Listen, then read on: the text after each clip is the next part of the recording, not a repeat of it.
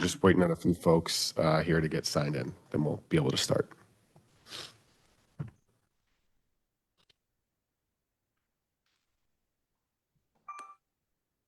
Yep. I'd like to call to order the Board of Commissioners meeting for Friday, November 15th, 2024. Ms. Bennett, would you please call the roll? Commissioner Gladney, Present. Commissioner Beach, Here. Commissioner Jackson Jennings, Present. Commissioner Simmons, Present. Commissioner Johnson, Commissioner Cox, Here. Commissioner Isom, Present. Commissioner Galladay, Here. Commissioner Calvert, Commissioner Moore. Present. We have a quorum and you may continue. Thank you. Pursuing on to item number 3, the board is holding in-person public comments at today's meeting. In order to speak, individuals are required to sign up through the website in advance of the meeting. We are allowing time for 10 speakers. Anyone who is unable to obtain a time slot to speak in person was given the opportunity to submit written comments through the website. Mr. Lenars, do we have any public speakers signed up for today's meeting? We have one, but they are not present at this time. Okay, I think we have decided that if this person shows up at some point when we're still in the public session, we can just go back to number 3 and let them speak. So that will give them a little bit more time. Otherwise, Ms. Bennett, could you provide a summary of the public comments we've received that are written for today's meeting? Yes, Chair. We received 3 public comments for today's meeting. Those comments were distributed to the Board of Commissioners and staff and are included in today's meeting materials. They will also be included in the minutes from today's meeting. Thank you. On to item number 4. The minutes for the September 20th, 2024 Board of Commissioners open meeting have been provided for review by the board. Are there any corrections to the minutes? If not, I will entertain a motion to approve the minutes. So moved. Is there a second? I hear a motion and a second. All those in favor? Aye. Aye. Any opposed? Any abstentions? The motion passed. Moving on to item number 5, the minutes from the October 18th, 2024 special meeting have been provided for review by the board. Are there any corrections to the minutes? Hearing none, I will entertain a motion and a second to approve the minutes. So moved. Second. Hear a motion and a second. All those in favor? Aye. Aye. Any opposed? Any abstentions? The motion passed. On to item number 6, report of the president. Mr. Roach, do you have a report? I do. Good morning, everyone. Thank you, Chairman. I have a brief report. First of all, I want to thank and present in the room today is the manager of St. Clair County Transit District, Ken Sharkey. Ken was kind enough to host myself and my executive staff on the exciting extension all the way out to Mid-America Airport. Let me tell you, the Transit District and their engineers are just doing a fabulous job. That project is moving along really, really well. I encourage everyone at their opportunity to see how that work is going. But it was just a nice opportunity to connect, talk about things, actually have a nice day out with a field trip. And I really want to thank Mr. Sharkey personally. It was just very kind to him. We were able to see a very talented engineer, Mark Harrison, who's worked on many different legs of Metrolink over his career. And let me tell you, his team really seems to be doing a fabulous job out there. Really exciting development going on all around that airport. And the Boeing facility, for example, is really an impressive one. Also, I was able to attend a 25-year celebration of Kathy Osborne with the Regional Business Council the other night. But what was really extraordinary about that celebration is there were folks from both sides of the river But I want to remind everyone that Ms. Osborne was instrumental in coordinating the private sector funding with me for Secure Platform Plan. Remember, over $10 million of private sector investment. There's a lot of those investors were there, and they were talking about our project and how it's going. It was very exciting, but I do want to tell you about one interaction. Chief Robert Tracy was there, the new chief of the city of St. Louis, and he made a point to come over to me, talk to me about what an asset that the real-time camera center is becoming for law enforcement, not just in his jurisdiction, but across the region. And I will just tell you, it is rarely a day that goes by that I do not have a report from Mr. Scott about camera technology that is being used with crime prevention, not even related to our system. In other words, where it may be just passing through our system. And the point that I want to make to everybody is that that is an example of being part of the fabric of the community.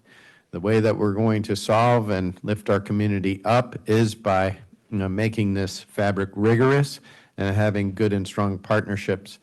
And I want to commend Mr. Scott specifically on rebuilding those relationships, which are super important to success in our region. Also, I want to talk a little bit about all the folks who work behind us. Right now, we're in the middle of budget season, and let me tell you, there's a lot of late nights and hours of work on the preparation for the next fiscal year budget. I do also want to note that we have a new director of financial planning and analysis, Bobby Ellis. Bobby is one of the many talented people who work directly underneath Tammy Fulbright. Tammy continues to build her team. It's really an impressive group of individuals. I realize that the board is not exposed to them on a regular basis, but let me tell you, there's folks working behind rigorously to bring that budget in and to bring it in level. We are hoping to do that. I think we're going to accomplish it, folks. We're very proud of that work, but there are dozens of individuals who work on it behind the scenes. And I want to congratulate Bobby Ellis in particular for his ascension into that position. Also, about the folks who work behind us, as you know, right, the night before election, we had a really kind of tough flood event. I did happen to text many of you about that, and unfortunately, that means that the most vulnerable facility is the Brentwood facility, because there's a creek right next to that facility, and it floods Brentwood Road, which makes it very difficult to get our folks out. But one thing that I wanted to talk about is a comment that Chuck Stewart made. Our team knows how to respond. They were already responding at 3:30, 4 in the morning. I was getting texts about how that team was mobilizing, figuring out how to move around that problem and still get service out. I got several texts from, of course, a lot of electeds who wanted to be sure that folks were still getting to the polls. And by about 10:30, that our team had already responded and pulled a lot of those buses out of Brentwood and had gotten back to 100% service.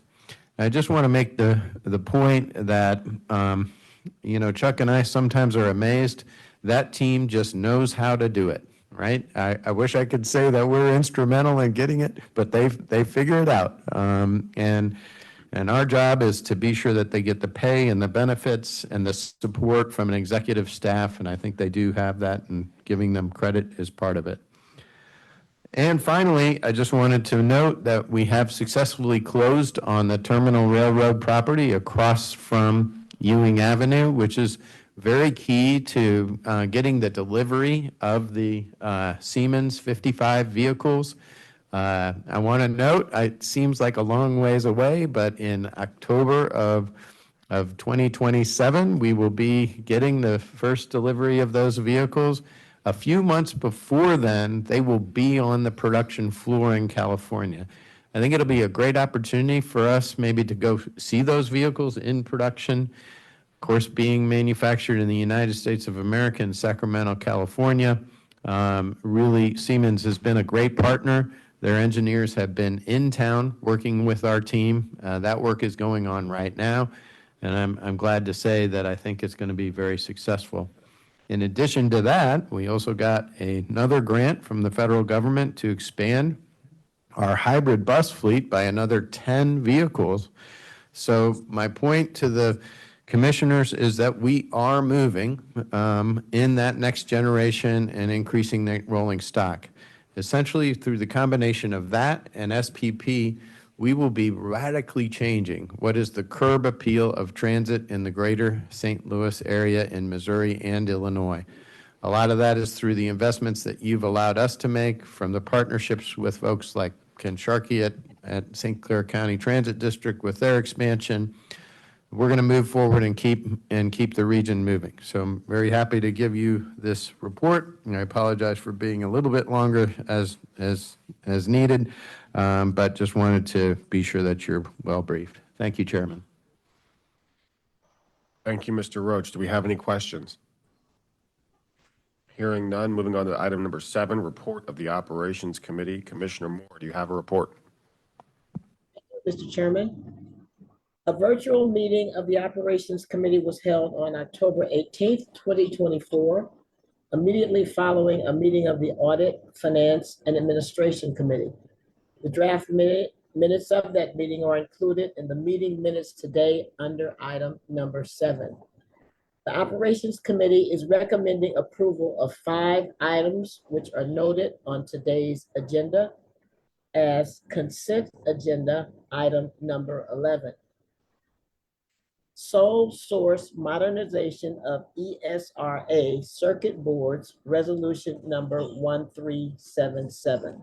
Item C, contract modification, traction power substation feeder wire rehabilitation time extension, resolution number 1378. Item D, contract modification, track systems upgrade, time extension, resolution 1379. Item E, contract award, Gateway Arch Marketing Advertising Agency, resolution 1380.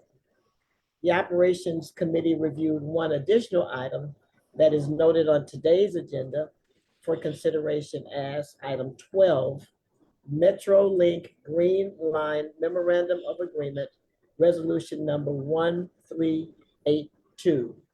In addition, at the committee meeting, a December 2024 service change and planning upgrade was provided by Jessica Gershman, Assistant Executive Director, Planning and System Development, and an operations report and workforce update was provided by Mr. Chuck Stewart, Executive Vice President and Chief Operating Officer for Metro Transit. This concludes my report for the Operations Committee, Mr. Chairman. Thank you for that report. Are there any questions? Hearing none, moving on to item number 8, report of the Audit, Finance, and Administration Committee. Commissioner Jackson Jennings, do you have a report? I do, Mr. Chair. Good morning. A virtual meeting of the Audit, Finance, and Administration Committee was held on October 18th, 2024, immediately following a special meeting of the Board of Commissioners. The draft minutes of the meeting are included in the meeting materials today under item number 8.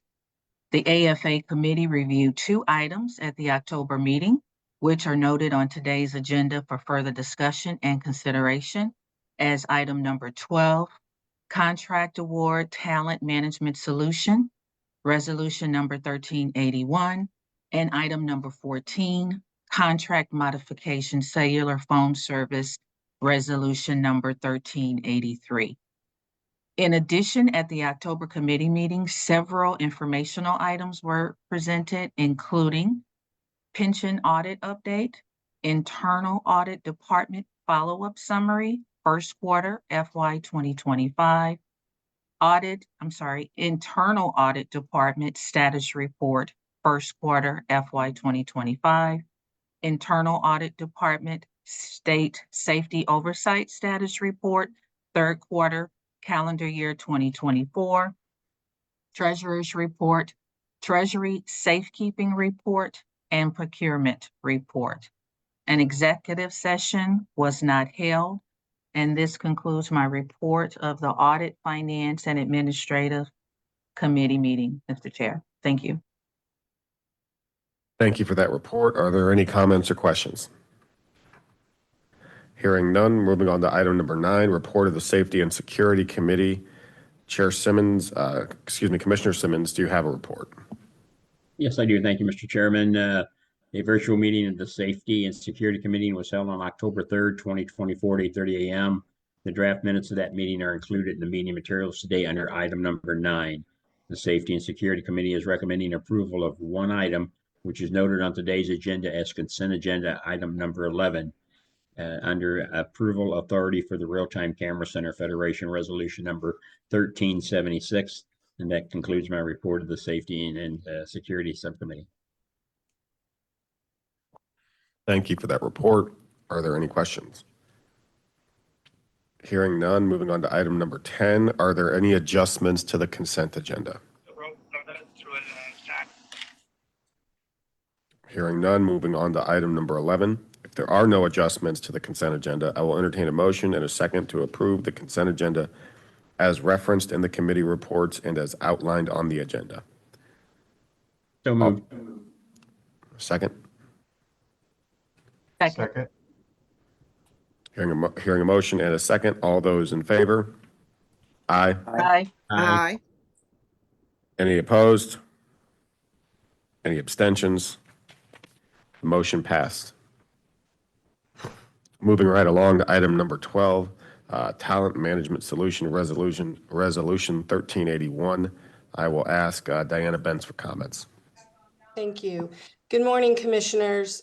As Commissioner Jackson Jennings mentioned, this was something discussed in the October 18th AFA committee meeting, and what was discussed was information on a presentation for solution for a talent management function. This solution was approved by the AFA committee. However, recently we learned of a couple of changes that I want to share with all of you and revisit this item for your approval. To summarize, Bi-State is in need of a technology solution that can support various talent management functions in order to continue our efforts to automate and digitalize, create efficiencies, and provide tools for reporting and data analytics. Our current technology solution contract is expiring, and as such, Bi-State issued an RFP solicitation on July 15th of this year. We used our standard process, and in response to this solicitation, we received 5 proposals. We had a cross-functional evaluation team, and we looked at various criteria for the proposal, including organizational qualifications, experience, financial stability of the vendors, references, business and technical requirements. There were approximately 70 different requirements that were evaluated. After the initial evaluation, the evaluation team unanimously agreed to move 2 of the vendors forward to conduct a demonstration and presentation of their technical proposal. The final evaluation was conducted on September 17th. Based on the final combined consensus scoring, the committee unanimously agreed and recommends that Cornerstone, the highest ranking firm and the most advantageous to Bi-State with price and other factors considered, is capable of providing the talent management solution. The changes I mentioned include the following. We engaged with an outside consultant to support this RFP process. We discovered recently that there was a very slight error in the consultant's calculation of the cost evaluation score. This has been adjusted and is reflected in the briefing paper. There was also an error in cost provided by Cornerstone. This has also been corrected. The error was a cost increase of $300,000 over the course of the contract. And although the cost did increase, it continues to be well below the competing firm by $1.3 million. In summary, neither of these changes impact the outcome of the RFP, and Cornerstone is still the highest ranking firm. Management recommends that the Board of Commissioners approve this request to award the contract for 3 base years and 2 one-year option periods for a talent management solution to Cornerstone in the amount not to exceed $1,567,794. The project is funded through the operating budget, and I'd like to see if anyone has questions. Are there any questions?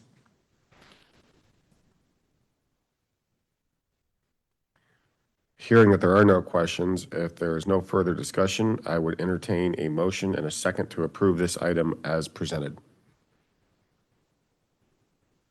So moved. Second. I have a motion and a second. All in favor? Aye. Aye. Aye. Any opposed? Any abstentions? The motion is passed. Moving on to Thank- item number, excuse me? Did somebody?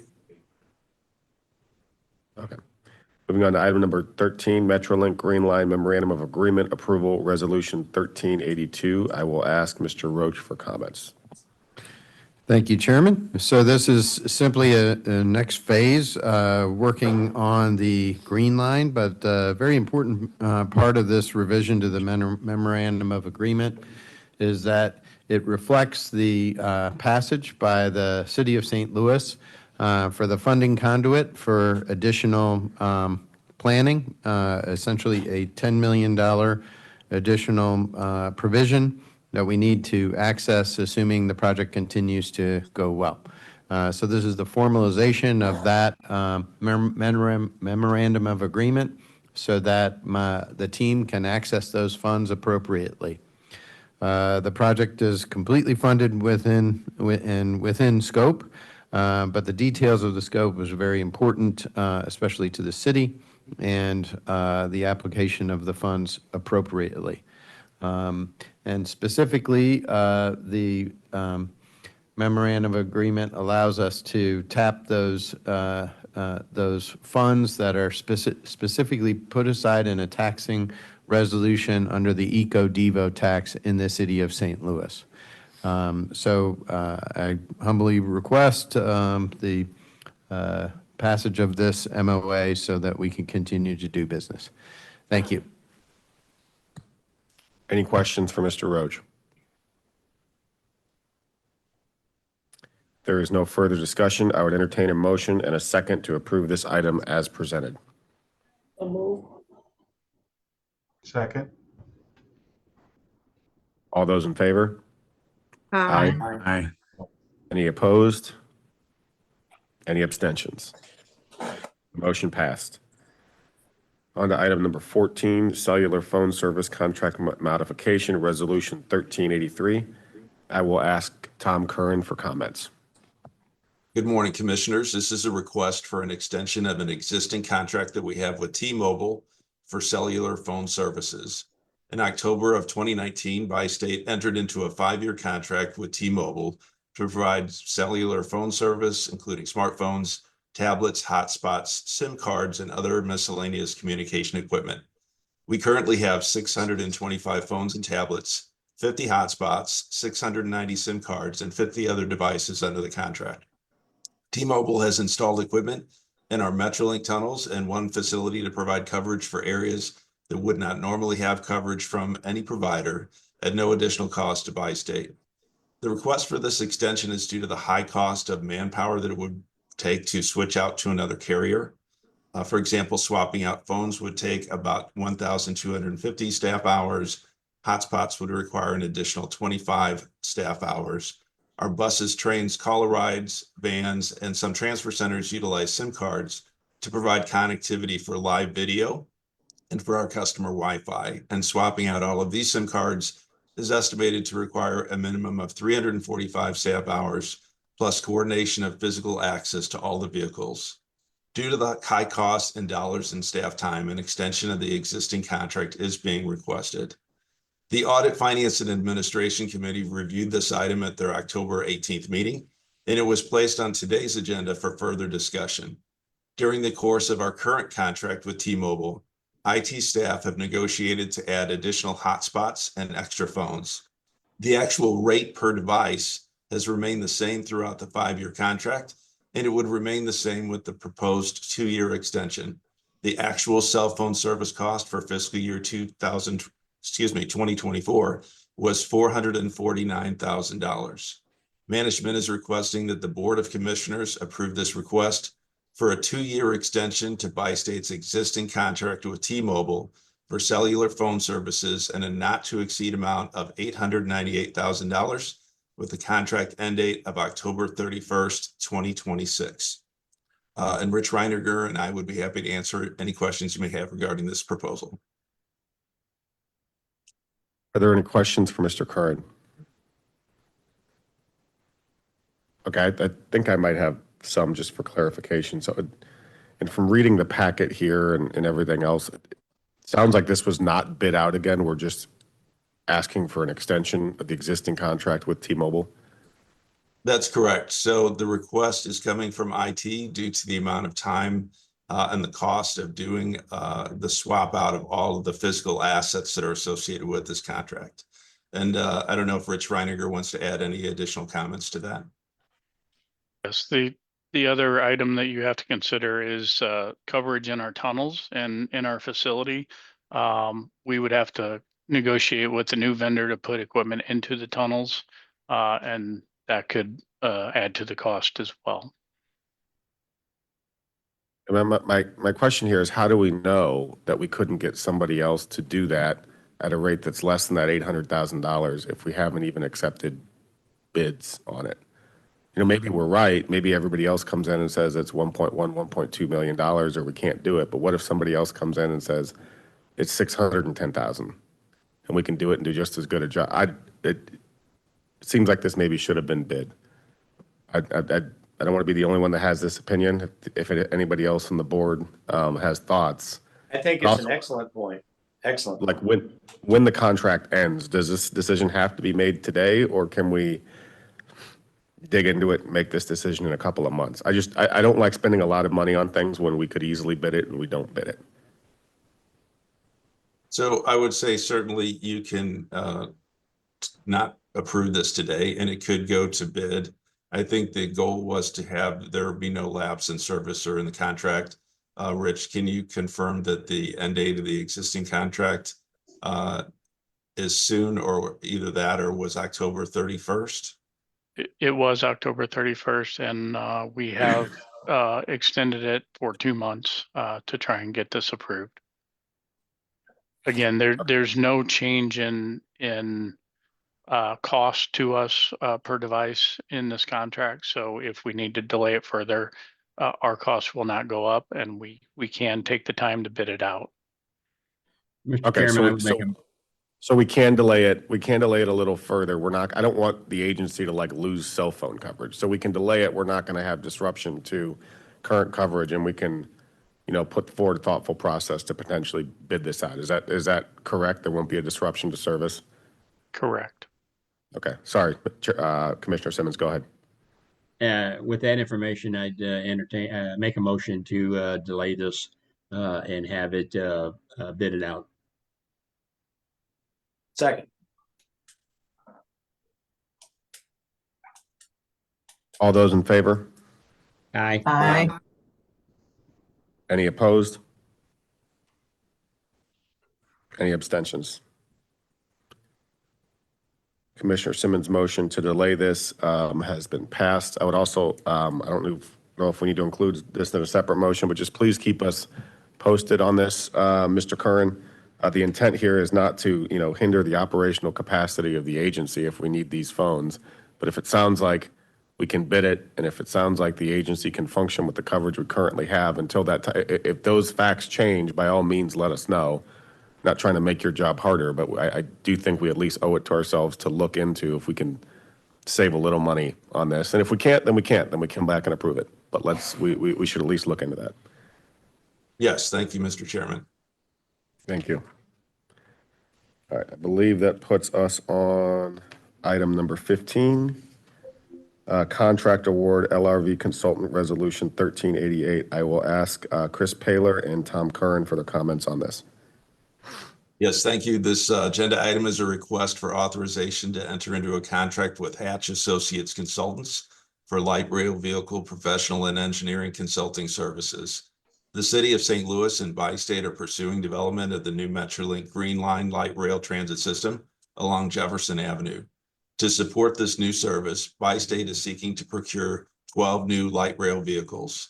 To prepare for the acquisition, Bi-State is proposing to retain the professional services of a qualified LRV consultant to develop the technical specifications for the new LRVs, to assure integration between Metro's existing infrastructure and the new Green Line, and to manage the procurement and delivery of the new LRVs. Bi-State issued a solicitation in August of this year for an LRV consultant and set a disadvantaged business enterprise goal of 5% for this project. The period of performance is 5 years. 2 proposals were received in response to the solicitation, and an evaluation committee consisting of 6 members from our engineering and maintenance of way departments reviewed and scored the proposals. In accordance with the Brooks Act for procurement of professional services, 100% of the scoring was based on technical proposals. As a result of the competitive scoring, Hatch Associates Consultants was the highest ranking firm. Management is recommending that the Board of Commissioners approve this request authorizing the President and CEO to enter into a contract with Hatch Associates Consultants to provide light rail vehicle professional and engineering consulting services in the not to exceed amount of $7,834,633.11, which includes a 10% contingency. Funding would be provided by the City of St. Louis through the City Capital Trust, and Chris Paler and I are available to answer any questions you may have. Are there any questions from the board? If there is no further discussion, I would entertain a motion and a second to approve this item as presented. So moved. Second. All those in favor? Aye. Aye. Any opposed? Any abstentions? The motion passed. Moving on to item number 16, nomination and election of vice chair for the Board of Commissioners. Commissioner Beach resigned as vice chair of the Board of Commissioners effective October 24th due to other commitments. Board policy notes that upon the vacancy of that office, the members of the board shall, at the next regular meeting or a special meeting caused for that purpose, elect from among the members of the board an officer to fill such a vacancy. Board policy also indicates that due to current composition of the executive board, the vacancy must be filled by an Illinois commissioner. As such, I will ask for a motion and a second to nominate an Illinois commissioner as vice chair of the board for the remaining term. Mr. Chairman? Yes, Commissioner Beach. I just want to clarify, while I'm stepping down as vice chair, I will be remaining as a commissioner. And accordingly, I hereby make a motion to nominate Commissioner Deborah Moore to serve the remaining term as vice chair of the Board of Commissioners. I second that motion. I hear a motion and a second. Sorry, Commissioner Beach, I didn't mean to kick you off there. No, that's all I was done. I knew what had happened. I just misread it on the script.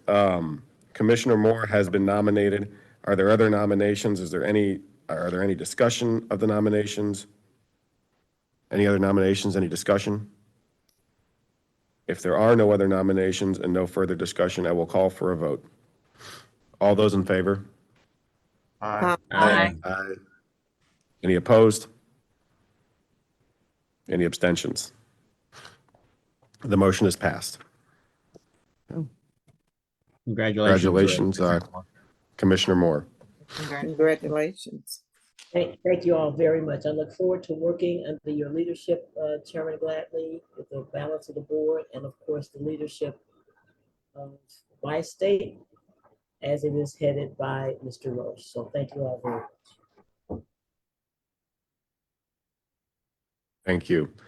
Moving right on to item number 17, the Bi-State Safety Oversight Annual Safety Report. I will ask Andrew Giassi for comments.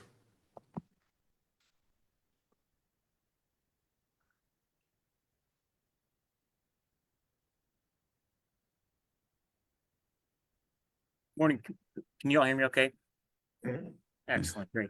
Good morning, Mr. Chairman, fellow commissioners. Each year, our Bi-State Safety Oversight Team, which is comprised of representatives from the Illinois Department of Transportation and the Missouri Department of Transportation, are required to provide an annual safety report to our commissioners. This report offers a comprehensive overview of their program's key activities, safety performance, and strategic direction. Today, we're joined by Justin Sobek with the Missouri Department of Transportation, Jason Osborne from the Illinois Department of Transportation, and Charles Boone Jr., their contract support. Mr. Sobek, I'll turn it over to you. Hi, good morning, Andrew. Thank you. Good morning, commissioners. Good morning, Mr. Roach. Thank you for having us at the meeting this morning to, again, as Andrew stated, conduct this annual duty to update your body as to the safety status of our program and your system. Next slide, please.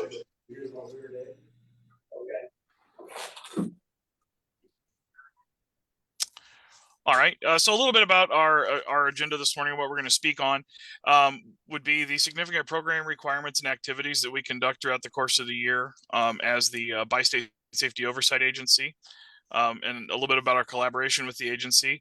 One of the new changes we brought on this year based on the Bipartisan Infrastructure Act is the implementation of a risk-based inspection program. I was hoping to have an update for you on that this morning, that our program has been approved by the FTA, but it is still currently under review for implementation starting in early 2025.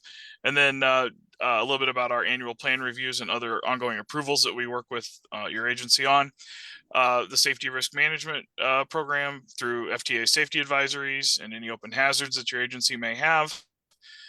We review and approve accident reports against the FTA reportable criteria, any accidents that happened over the last year.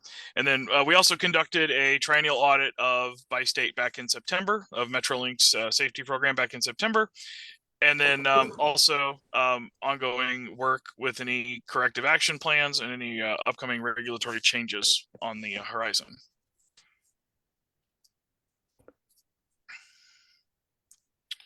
All right, a little bit about our program structure. The Missouri and Illinois Department of Transportation, MoDOT and IDOT, have partnered up as the Bi-State Safety Oversight Agency to provide BSD and Metrolink with consistent oversight standards across both states. The organizational structure, again, is as follows. Myself, Justin Sobek, and we have Transportation Resource Associates on board as our state safety oversight contractor support. And then IDOT, who I'll take this time to introduce, Jason Osborne and Charles Boone, and let them describe a little bit about their program. On the IDOT side, we have a program manager for the Metrolink and a program manager for the CTA. Jonathan Stavanovich is our program manager at this time. I'm the director of the Office of Intermodal Project Implementation, who he reports to at IDOT, and we have Dovetail Consulting as our support contractor. Thank you. Yep, and as such, with access to resources on both sides, it does provide us with a more robust program. And I believe that I added up during the audit when we were on site back in September that we had at one point in the room with everybody that was there, we had over 300 years of transit and rail safety experience in one session. So that was pretty impressive, the resources that we were able to bring to the program. So a little bit about our governing regulations. We are under federal regulation 49 USC 5329, which is the Federal Transit Administration funding vein for our program, as well as 49 CFR Part 671, 72, 73, and 74. 671 is not listed there because this is something new that the FTA just recently rolled out, in addition to these other three parts. And then also a host of state regulations too. Missouri and Illinois revised statutes and assorted state codes for specifically related to rail transit. So a little bit about our ongoing collaboration. Of course, triennial audits, ongoing event investigations, drills and exercises, safety and security certifications. For example, we'll be working together under a newly framed SOP to review the safety and security certification for the Secure Platform Program and the Mid-America Extension. We also attend the frontline team safety meetings so we can understand any trends as they're emerging. It does help us to have better conversations ongoing about those. We also participate in the configuration change board, the CAP advisory review committee, and we also have quarterly safety meetings with the agency on an ongoing basis as well. So a little bit more about the risk-based inspection program. 2 years ago, on October 21st, the FTA issued Special Directive 2237 to establish the bipartisan infrastructure law mandated risk-based inspection program. So the categories are listed below that the FTA had required for this. And then on August 30th, the BSSO submitted the required elements of the RBI program to comply with Special Directive 2237. We met again with the FTA on October 24th, 2024 to discuss final feedback on these program materials, and we are awaiting their finalization and approval of that program for implementation.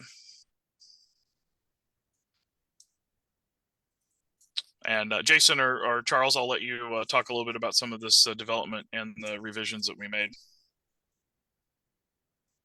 Yeah, Charles, do you have any notes you want to add? I can continue on. So the RBI program development revisions.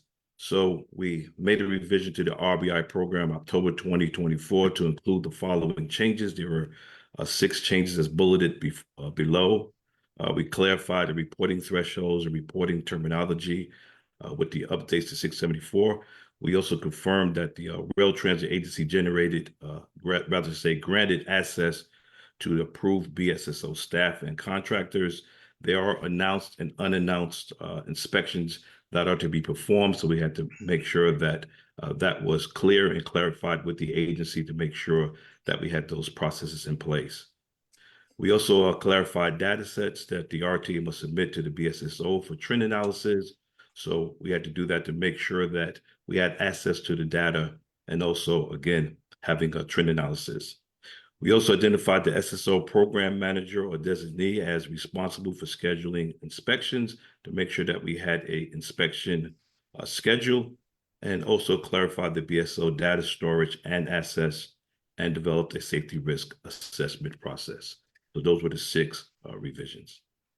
And one interesting nuance about the RBI process that we worked with the FTA to settle was regarding access to critical infrastructure, given the tunnels and the Eads Bridge being and the airport elevated system being interesting and different physical plant characteristics of the Metrolink system. We had to explain to the FTA how we would go about accessing those with contact to the agency, and that there's really no way to perform an unannounced inspection in that sort of critical infrastructure safely for anyone. So that took a little bit of time for them to understand the specific physical characteristics related to Metrolink. But a little bit more about our annual plan reviews and other approvals. We review and approve the PTASP each year, the system security plan, the emergency preparedness program plan, update and review event investigation procedures on an ongoing basis, annual internal audit report and certification, accident investigation reports, and again, corrective action plan. So between the monthly CAP meeting or CAP working group and our quarterly meetings, we're able to effectively workflow those reviews and approvals throughout the course of the year. All right, so the FTA issued General Directive 24-1, which required actions regarding assaults on transit workers, which included the following requirement. Transit agencies must provide information to the FTA within 90 days on how they are assessing, mitigating, and monitoring the safety risk associated with assaults on transit workers. This included the following actions of a safety risk assessment, identify safety risk mitigations, and submit required information to the FTA. It was sort of unclear if this was bus or Metrolink, and we of course support a broader approach to curbing any sort of transit worker assaults. So we remain a resource to see what we can do to assist you in that front. But again, you guys are, as an agency, are doing a wonderful job already on taking care of this concern. So a little bit about the open hazards over the course of the last 2 years. Again, we received this hazard log on a ongoing basis, and there's no surprises here, and we have a pretty good handle on what you guys are working on as a system to continue to promote safety in relation to the ongoing hazards. Reportable events. So under 674 previously, there were 6 criteria, and these revisions have actually clarified things a little bit. The 6 previous points were fairly vague, but I think once these new revised criteria are updated through the workflow of our program standard and the PTASP, this will make the reporting process even better for both sides. So as far as some accidents, trends over the last couple of years, trending in the right direction. And this was not updated, or this would have been year to date as of a couple months ago. I think that there was one MOW related derailment that is not displayed here. But again, this is trending in the right direction. We're happy to support any changes in this to figure out what we can work together on to continue for continuous improvement. All right, Jason or Boone, I will let you guys discuss a little bit about the triennial.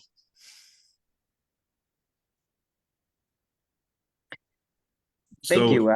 Yeah, Boone. I just wanted on my part, I'll turn it over to Boone, but want to thank the team at Bi-State for being so open and throughout the audit process, and we think it was a very open and frank process, and we just want to I just want to express my appreciation before Boone goes into the details. Thank you.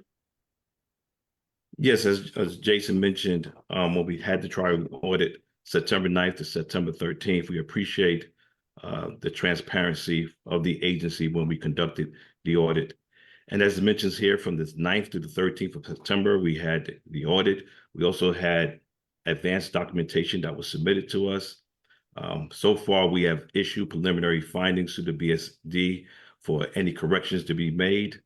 And within 60 days of the on-site audit, we'll issue a draft report. In fact, this week, we're finalizing that draft report detailing the audit background, how we came to our findings and observations, what documents we reviewed, what personnel we reviewed, and also the actual findings and observations. Then after that, as part of the process, we're going to issue a final audit report to the BSD. And 30 days after we issue that report, the BSD must propose corrective actions to respond to all the findings in accordance to the requirements set forth in the program standard manual. Yep, and one other thing about that draft report, we are looking forward to getting that out for your review, and the subsequent conversation that will happen from that. So, you know, because that's a good opportunity to discuss how things can be improved. So please don't feel any of the findings are condemning, because again, there's no real immediate action being called for there. However, there is opportunity for continuous improvement, and that's the kind of conversations we look forward to having. And again, all the SMEs, all the new subject matter experts that were involved in the audit this year from both TRA and Dovetail, that was a common refrain that they appreciated the openness and transparency of the agency, and it was a good exercise from everyone's perspective. So we hope you'll share that same sentiment as we continue with that audit process. So a little bit about corrective action plans. We've been able to close 14 corrective action plans so far this year and open 10 of them. So this is sort of a 3-year trend that will probably uptick again with the round of corrective action plans that will be a result of the triennial audit. But however, the monthly corrective action plan working group is a commendable forum to continue this work on an ongoing basis and allow this sort of a workflow to proceed in an unencumbered manner with all the various CAP and stakeholders present. So going forward, the FTA notice of final rulemaking for Part 672 came out on September 13th. This is in regards to the Public Transportation Safety Certification Training Program. Establishes a uniform curriculum for safety training to enhance technical proficiency of transit safety personnel. This is applicable to SSO personnel, key RTA personnel, and contractors. So some new changes of this that we'll work with you on is that BSD must designate a point of contact for the FTA to discuss PTS CTP. The POC must report the list of PTS CTP participants to the FTA twice a year. So if there are any onboardings or departures, that sort of update, probably a good frequency would be in June and December for that. And then this person, POC must communicate the means of which PTS CTP certification for the FTA approval. And then voluntary participants do not need to recertify. However, there are also prescribed intervals for ongoing recertification for the key agency staff. And then on 673, back on May 30th, the FTA published the final changes to the PTAS requirements under Part 673. Final changes include some updates on how to review and approve the PTAS, establishment of a safety committee, cooperation with frontline transit workers. And again, these points here, this isn't going to be a big shift at all for your agency. This was already baked into the PTAS previously, so I'm thankful that this will be an easy lift as far as implementation goes for these final rules on 673.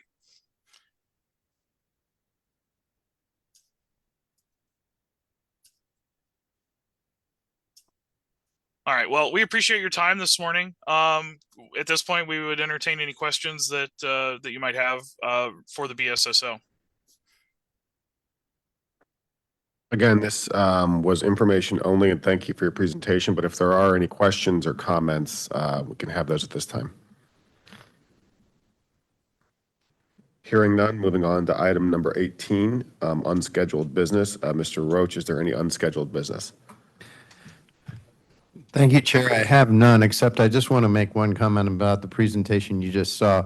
Often as a region, we're challenged by having two different states, all different jurisdictions of folks.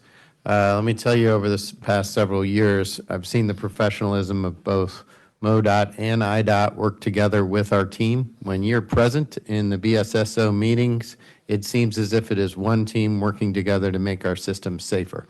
I really appreciate everybody's patience in going through this, what seems very perfunctory, but very, very important. Essentially, we do have a safe system, and part of the reason is the professionalism of the teams, including our partners at IDOT and MoDOT. They do an excellent job. They work together rigorously.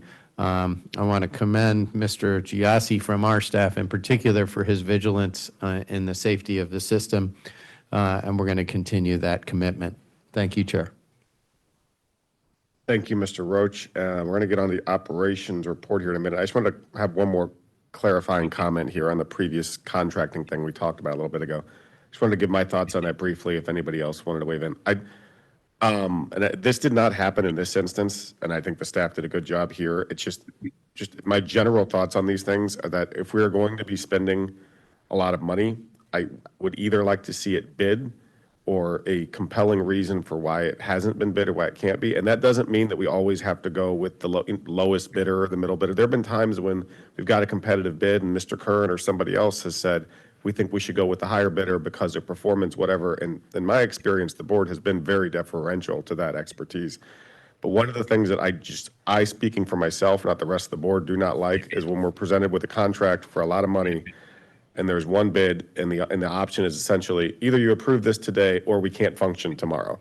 Well, as a responsible board member, I want the agency to be able to function, so I'm going to approve it even though I wouldn't like to. Now, that didn't happen in this instance, and I'm grateful that we have some lead time to figure this out. But just for all the folks that are working on contracts in the future, that's kind of where my head is at on these things, that, you know, if we're spending a lot of money, they should be bid. If we have a reason to go with the highest bidder, articulate it, and the board will generally go along. And two, I don't like having our backs against the wall where either approve this or we can't function. That didn't happen today. That last part did not happen today, but I'm just letting folks know for the future that I don't think the board likes being put in that sort of a position. just generally going forward. So if anybody else has any other comments on that they wanted to put out before we get to the operations report, I just wanted that to be on the record and fairly clear. Okay. Moving on to item number 19, the operations report. I will ask Chuck Stewart for comments. Mr. Stewart. Good morning, commissioners. Can everyone hear me? Yes, good. So for over a year now, I've been reporting to you about the things that we are doing to stabilize our transit operations. And I'd like to say today that I think that we're there. We're almost there. We are stabilizing. I have over 645 bus operators at this time. I've got over 186 caller ride operators. My budget for caller ride is only 180, but I'm going to keep all that I can because we don't want to go in the other direction. Our real need at this time, our most urgent need is for mechanics. I could use 50 mechanics tomorrow. We had a hiring event last Saturday. Over 170 people came to that event. I mean, one of the largest events we've had over the last year and a half or so. So the people are out there and they're looking for jobs, and we're certainly still interested in hiring. We made offers to 37 bus applicants, 73 caller ride applicants, and we were able to get applications from 4 mechanics, 2 of which were given offers. I'd like to thank that team, our Marcom team, our talent acquisition team, our metro operations team. Those hiring events require a lot of resources and a lot of great timing. It's a one-stop thing. You show up, you have your application, you get an interview, you get an offer. So we need to be ready when those things occur. We are, as you know, we've been offering a $5,000 hiring bonus. That stopped for operators a few months ago. After this event, that will be discontinued for caller ride as well, but it will be continued for mechanics. As we move forward and going forward, we will focus our more attention on filling our mechanics ranks. As a result of those successes, Jessica talked to you at the operations committee meeting about our service change in December. We're going to make changes to over 19 routes in Missouri and Illinois. Slight increase in caller ride service, moving service to South County and Mercy South Hospital. So I think that all indicates the stabilization that's taking place and the frequency and reliability of our system is improving. A little more on caller ride. We've been talking about denials and the number of rides provided. We went through a 4-week period with 0 caller ride denials, 88 denials. I had 1 last week, 1, an anomaly. We fixed it, human error. So hopefully we will start our trend again in terms of no denials. And again, we're providing over 8,000 rides per week now with caller ride. We continue on our other improvements in caller ride, the phone system update, reservation system software. We continue to move forward as we have the accessibility advisory committee that we talked about, where we're getting the ADA community together to have a better dialogue and more assistance in improving our operations. They had their first meeting on November 7th, so that's moving forward. And engagement in terms of Community Connect continues. We had 5 meetings in November, and this is where we are setting up opportunities for the community to meet with us, and so that we can share exactly what we're doing in terms of our entire system. That's a brief update on where we are in terms of operation. Mr. Roach stole my thunder as usual, because I wanted to talk about the flood. And, when I started in this job, the first 6 months, we had, two, incidents, ice storm incidents, and then we had a flood incident. And just like then and like now, it amazes me how our team comes together to handle these situations. I started getting calls at 3 in the morning, but they were already moving buses from one garage to another because we couldn't get buses out of Brentwood and we couldn't get our drivers on the parking lot. Our drivers met us on the parking lot at the nearby Snooks. We were transferring them to the Sun-In station and trying to match them up with buses. And as Mr. Roach indicated, by 10 o'clock, we really had things back in order. So I'd like to commend that group. And it's not just our management team, it's our operators, it's our mechanics, it's the whole team that gets together. I sent a thank you note to the union. Because times like that, we come together as a team, and I sincerely appreciate the work that our team does. And I'm always amazed that when the times get rough, they really get it together and get things done. So that concludes my report, and I would be happy to answer any questions. Thank you, Mr. Stewart. Sounds like a lot of good news again on your end, and thank you to you and your entire staff. This item was presented for information only, but if there are any other questions or comments for Mr. Stewart at this time, please speak up. Hearing none, moving on to item number 20, call for the dates for future meetings. Ms. Bennett, will you give a summary for the upcoming board and committee meeting dates? Yes, Chair. Currently, no meetings are scheduled for the month of December. The next Safety and Security Committee will be meeting on January 9th. The next Operations Committee and Audit Finance Administration Committee meetings will be held on January 24th, and the next Board of Commissioners meeting is scheduled for February 28th. Thank you. Item number 21, adjournment to executive session. I will request a motion and a second that the board go into executive session for the purpose of discussing legal, confidential, or privileged matters as permitted under Bi-State Development Policy, Chapter 10, Section 10.00D, closed reports, D1, legal, D2, real estate, D7, purchasing and contracts, D10, auditors, and D11, security. Is there a motion? So moved. Second. Ms. Bennett, will you please poll the board? Commissioner Isom, Here. Commissioner Jackson Jennings, Aye. Commissioner Moore, Yes. Commissioner Galladay, Yes. Commissioner Cox, Yes. Commissioner Beach, Yes. Commissioner Simmons, Yes. Commissioner Gladney. Yes. The motion passed.